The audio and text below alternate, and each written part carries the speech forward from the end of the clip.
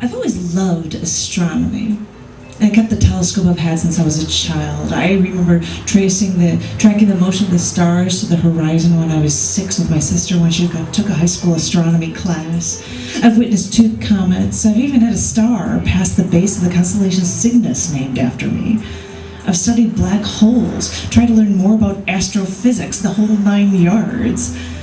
And I have noted that there are studies and possibly plans for NASA after setting up a space station. They may be planning to place a colony on the moon for inhabitants as part of a test to study what would also entail the long-term effects of a change in gravitational force on the human body.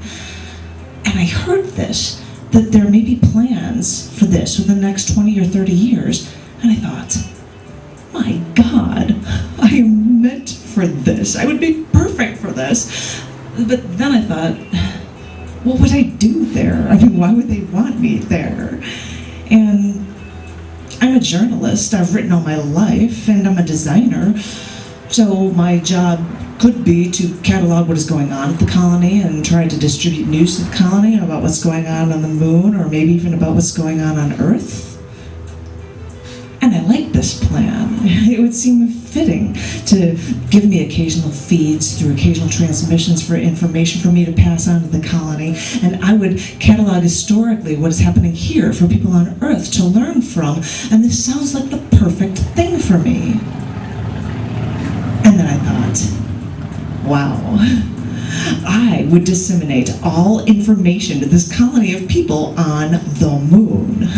I would be their only link to news. I could tell them anything.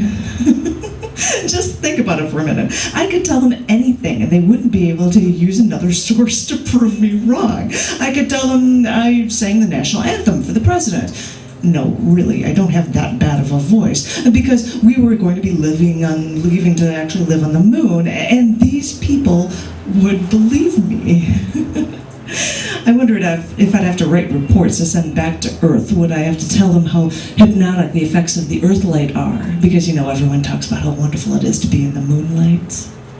And I don't know if it's a good idea to have a restrained audience like that, people who had to listen to me. And then I started thinking, would I be able to bring my pet cat with me too? Because all I could think is that my cat would be taking leaps, and they would be like 15 feet jumps, 10 feet in the air, and they probably wouldn't even be able to let me bring a pet along to the moon. But it's still fun to think about things like this, the gravitational pull and all that stuff. Remember, at the planetarium, how they would have those scales for different planets so you could see how much you would weigh there because of the different gravitational pulls? All the women loved the fact that they could weigh themselves on the moon because of the moon's gravity having like 1/6 the Earth, so they could all look at the scale and say, I weigh 24 pounds. But then I suddenly started to think, I love the idea of seeing the stars from an entirely different angle. I wonder how they would look, how they would accommodate the days for a 28-day Earth day would be the length of the moon. I mean, can you even imagine seeing the Earth in the sky out there the way we look at the moon now? Can you imagine it? You'd be there, unable to make any connection with people on Earth at all. And would it be that hard?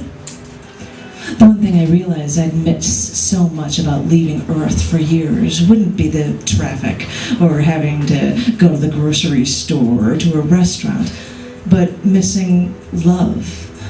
For the first time, you'd be separated from your family. Would my husband go on without me, or would I have to live without the only person that meant the entire Earth to me? Would I have to learn to live without any love?